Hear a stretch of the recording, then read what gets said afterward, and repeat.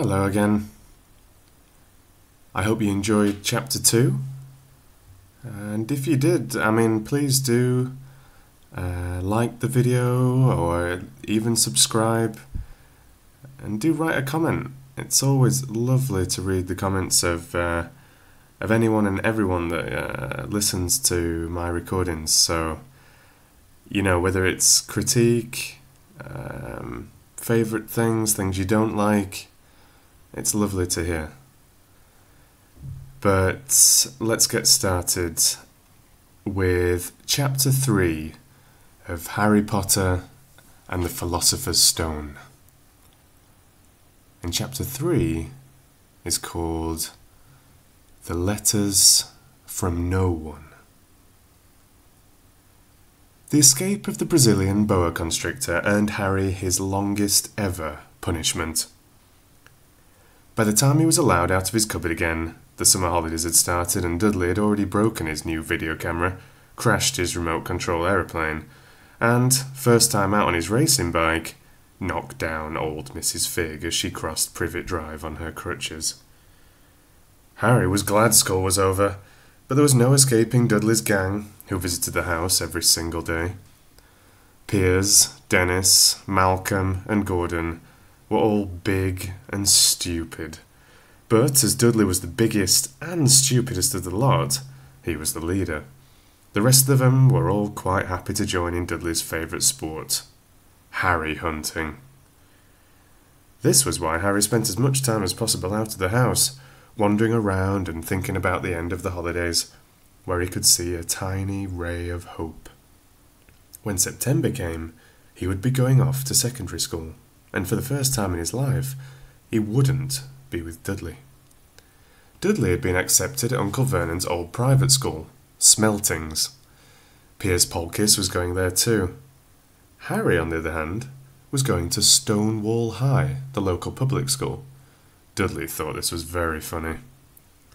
"They stuff people's heads down the toilet the first day at Stonewall," he told Harry. "Want to come upstairs and practice?" No thanks," said Harry. "The poor toilet's never had anything as horrible as your head down it. It might be sick." Then he ran, before Dudley could work out what he'd said. One day in July, Aunt Petunia took Dudley to London to buy his Smeltings uniform, leaving Harry at Mrs. Figg's. Mrs. Figg wasn't as bad as usual. It turned out she'd broken a leg tripping over one of her cats, and she didn't seem quite as fond of them as before. She let Harry watch television and gave him a bit of chocolate cake that tasted as though she'd had it for several years. That evening, Dudley paraded around the living room for the family in his brand new uniform. Smeltings boys wore maroon tailcoats, orange knickerbockers, and flat straw hats called boaters. They also carried knobbly sticks, used for hitting each other while the teachers weren't looking. This was supposed to be good training for later life. As he looked at Dudley in his new knickerbockers, Uncle Vernon said gruffly that it was the proudest moment of his life. Aunt Petunia burst into tears and said she couldn't believe it was her ickle Dudleykins. He looked so handsome and grown up. Harry didn't trust himself to speak.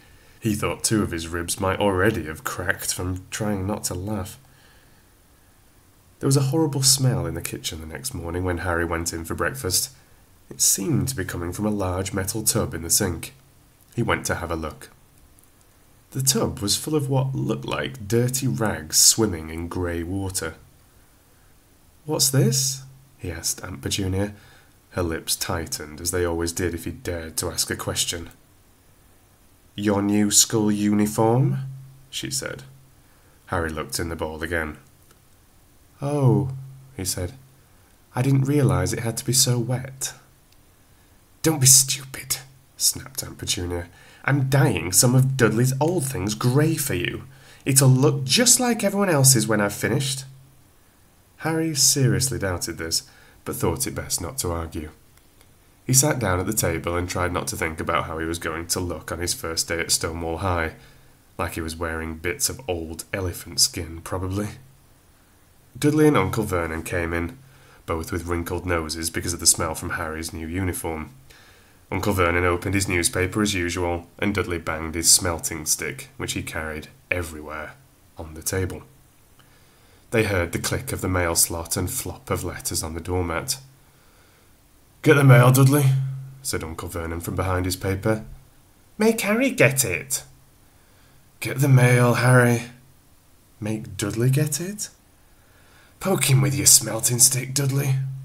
Harry dodged the smelting stick and went to get the mail. 3 things lay on the doormat. A postcard from Uncle Vernon's sister Marge, who was vacationing on the Isle of Wight, a brown envelope that looked like a bill, and a letter for Harry. Harry picked it up and stared at it, his heart twanging like a giant elastic band. No one ever in his whole life had written to him. Who would? He had no friends, no other relatives. He didn't belong to the library, so he'd never even got rude notes asking for books back. Yet here it was, a letter, addressed so plainly there could be no mistake. Mr. H. Potter, The Cupboard Under the Stairs, 4 Privet Drive, Little Whinging, Surrey. The envelope was thick and heavy, made of yellowish parchment, and the address was written in emerald green ink. There was no stamp. Turning the envelope over, his hands trembling, Harry saw a purple wax seal bearing a coat of arms, a lion, an eagle, a badger, and a snake surrounding a large letter H. "Hurry up, boy," shouted Uncle Vernon from the kitchen. "What are you doing? Checking for letter bombs?" He chuckled at his own joke. Harry went back to the kitchen, still staring at his letter. He handed Uncle Vernon the bill and the postcard, sat down, and slowly began to open the yellow envelope. Uncle Vernon ripped open the bill, snorted in disgust, and flipped over the postcard. "Marge is ill," he informed Aunt Petunia. "Ate a funny whelk." "Dad," said Dudley suddenly. "Dad, Harry's got something." Harry was on the point of unfolding his letter, which was written on the same heavy parchment as the envelope, when it was jerked sharply out of his hand by Uncle Vernon. "That's mine," said Harry, trying to snatch it back.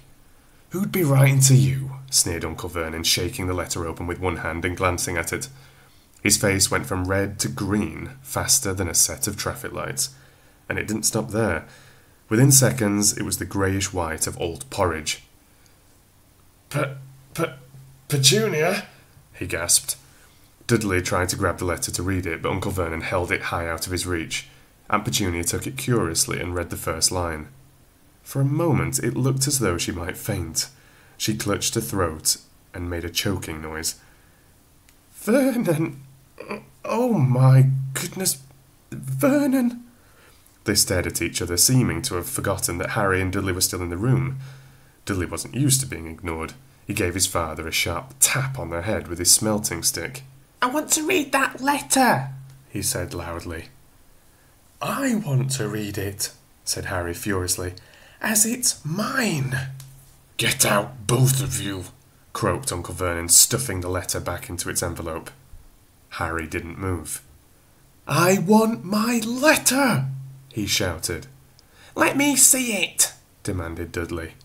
"Out!" roared Uncle Vernon, and he took both Harry and Dudley by the scruffs of their necks and threw them into the hall, slamming the kitchen door behind them. Harry and Dudley promptly had a furious but silent fight over who would listen at the keyhole. Dudley won, so Harry, his glasses dangling from one ear, lay flat on his stomach to listen at the crack between the door and floor. "Vernon," Aunt Petunia was saying in a quivering voice, "look at the address. How could they possibly know where he sleeps? You don't think they're watching the house?" "Watching? Spying? Might be following us," muttered Uncle Vernon wildly. "But what should we do, Vernon? Should we write back?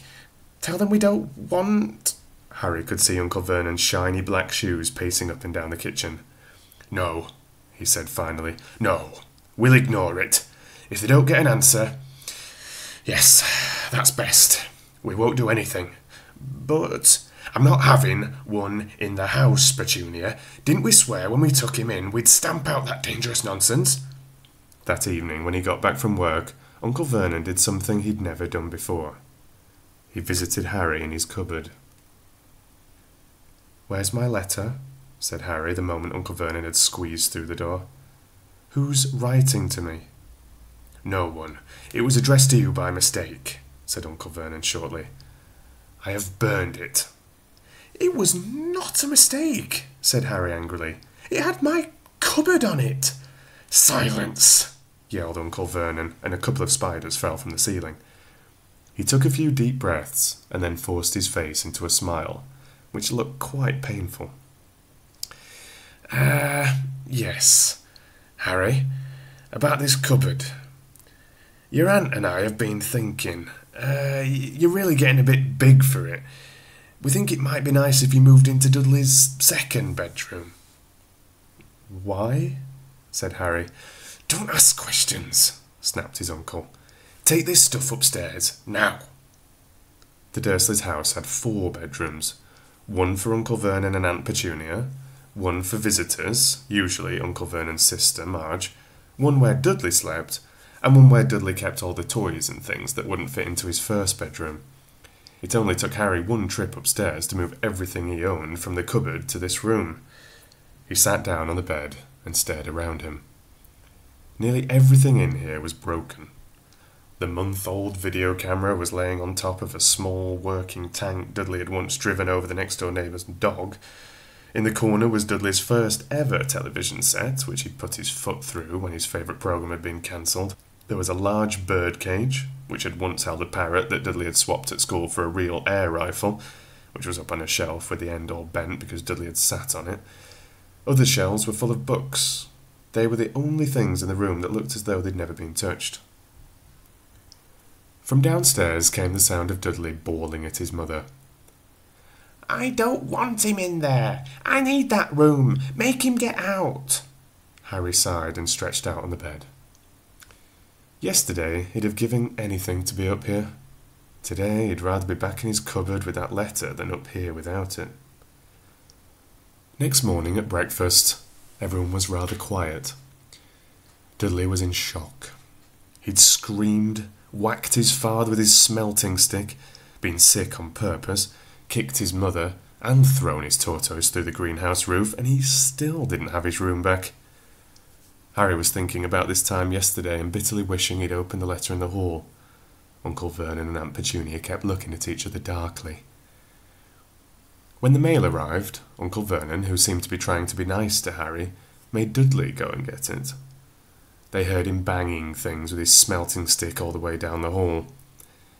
Then he shouted, "There's another one!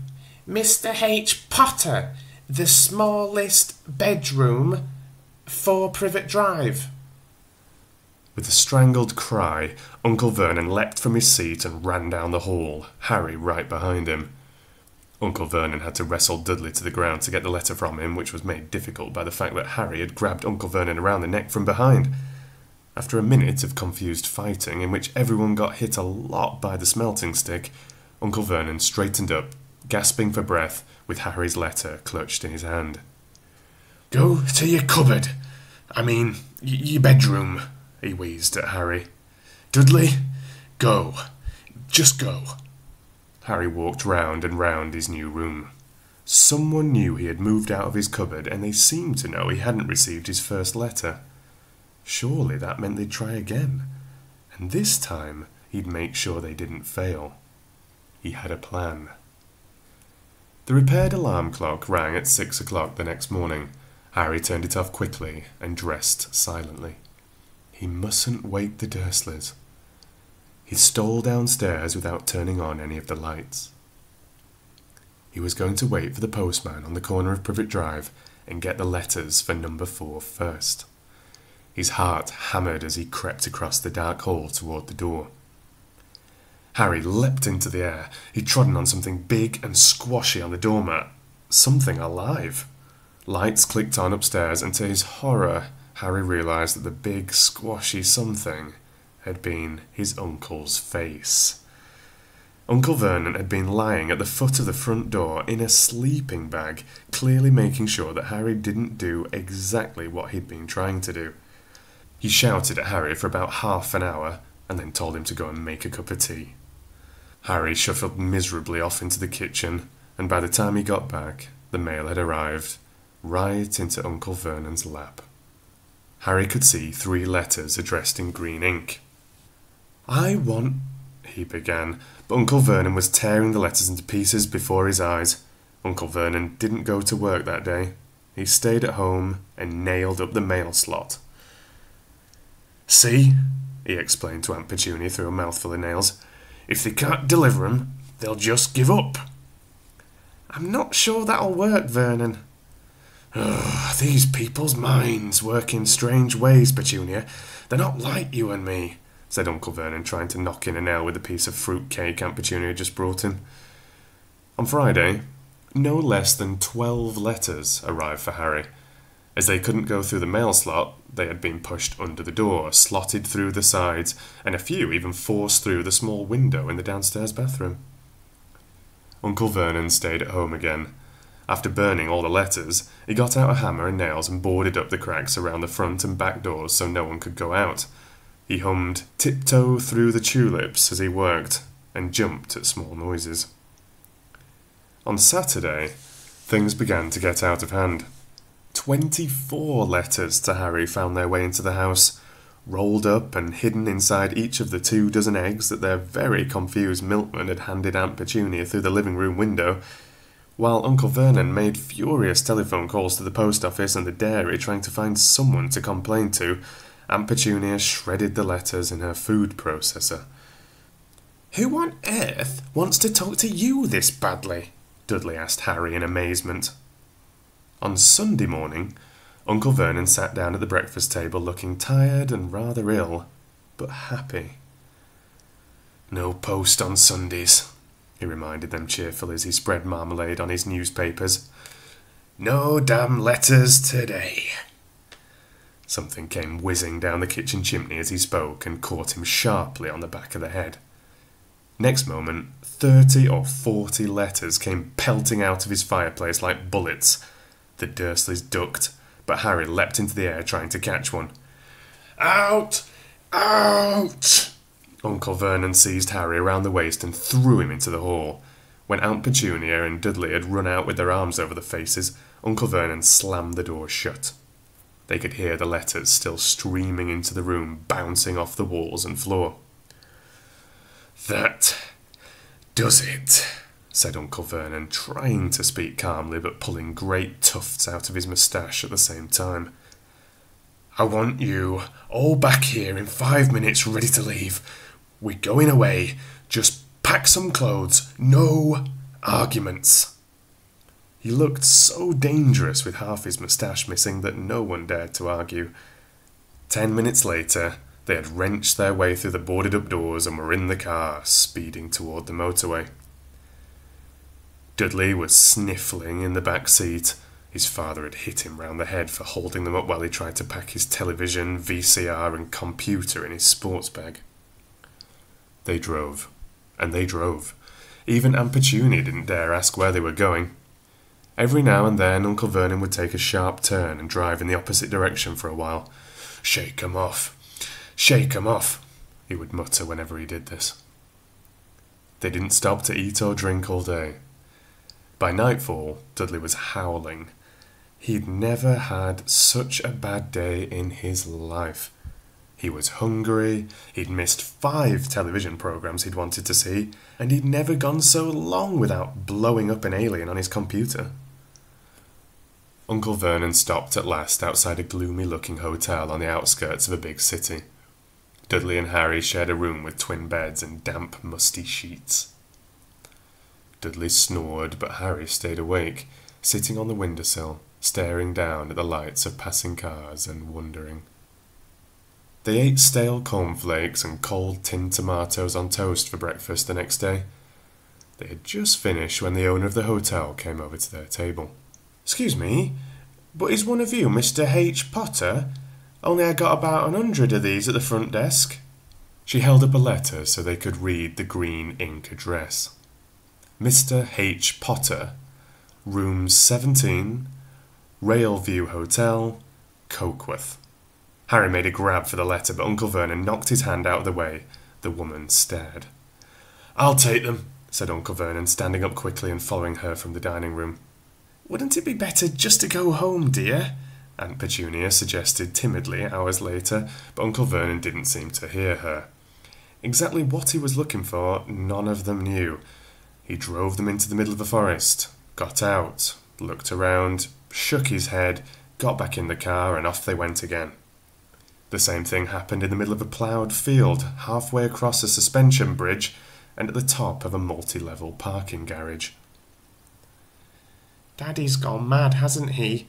Dudley asked Aunt Petunia dully late that afternoon. Uncle Vernon had parked at the coast, locked them all inside the car, and disappeared. It started to rain. Great drops beat on the roof of the car. Dudley snivelled. "It's Monday," he told his mother. "The Great Humberto's on tonight. I want to stay somewhere with a television." Monday. This reminded Harry of something. If it was Monday, and you could usually count on Dudley to know the days of the week, because of television, then tomorrow, Tuesday, was Harry's 11th birthday. Of course, his birthdays were never exactly fun. Last year, the Dursleys had given him a coat hanger and a pair of Uncle Vernon's old socks. Still, you weren't 11 every day. Uncle Vernon was back, and he was smiling. He was also carrying a long, thin package, and didn't answer Aunt Petunia when she asked what he'd bought. "Found the perfect place," he said. "Come on, everyone out." It was very cold outside the car. Uncle Vernon was pointing at what looked like a large rock way out in the sea. Perched on top of the rock was the most miserable little shack you could imagine. One thing was certain, there was no television in there. "Storm forecast for tonight," said Uncle Vernon gleefully, clapping his hands together. "And this gentleman's kindly agreed to lend us his boat." A toothless old man came ambling up to them, pointing with a rather wicked grin at an old rowboat bobbing in the iron-grey water below them. "I've already got us some rations," said Uncle Vernon, "so all aboard." It was freezing in the boat. Icy sea spray and rain crept down their necks, and a chilly wind whipped their faces. After what seemed like hours, they reached the rock, where Uncle Vernon, slipping and sliding, led the way to the broken-down house. The inside was horrible. It smelled strongly of seaweed, the wind whistled through the gaps in the wooden walls, and the fireplace was damp and empty. There were only 2 rooms. Uncle Vernon's rations turned out to be a bag of crisps each and 4 bananas. He tried to start a fire, but the empty crisp bags just smoked and shriveled up. "Could do with some of those letters now, eh?" he said cheerfully. He was in a very good mood. Obviously he thought nobody stood a chance of reaching them here in a storm to deliver mail. Harry privately agreed, though the thought didn't cheer him up at all. As night fell, the promised storm blew up around them. Spray from the high waves splattered the walls of the hut, and a fierce wind rattled the filthy windows. Aunt Petunia found a few mouldy blankets in the second room and made up a bed for Dudley on the moth-eaten sofa. She and Uncle Vernon went off to the lumpy bed next door, and Harry was left to find the softest bit of floor he could and to curl up under the thinnest, most ragged blanket. The storm raged more and more ferociously as the night went on. Harry couldn't sleep. He shivered and turned over, trying to get comfortable, his stomach rumbling with hunger. Dudley's snores were drowned by the low rolls of thunder that started near midnight. The lighted dial of Dudley's watch, which was dangling over the edge of the sofa on his fat wrist, told Harry he'd be 11 in 10 minutes' time.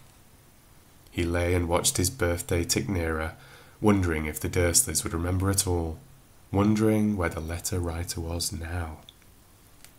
5 minutes to go. Harry heard something creak outside. He hoped the roof wasn't going to fall in, although he might be warmer if it did. 4 minutes to go. Maybe the house in Privet Drive would be so full of letters when they got back that he'd be able to steal one somehow. 3 minutes to go. Was that the sea, slapping hard on the rock like that? And 2 minutes to go. What was that funny crunching noise? Was the rock crumbling into the sea? 1 minute to go, and he'd be 11. 30 seconds, 20, 10, 9. Maybe he'd wake Dudley up just to annoy him. 3, 2, 1. Boom! The whole shack shivered, and Harry sat bolt upright staring at the door. Someone was outside, knocking to come in.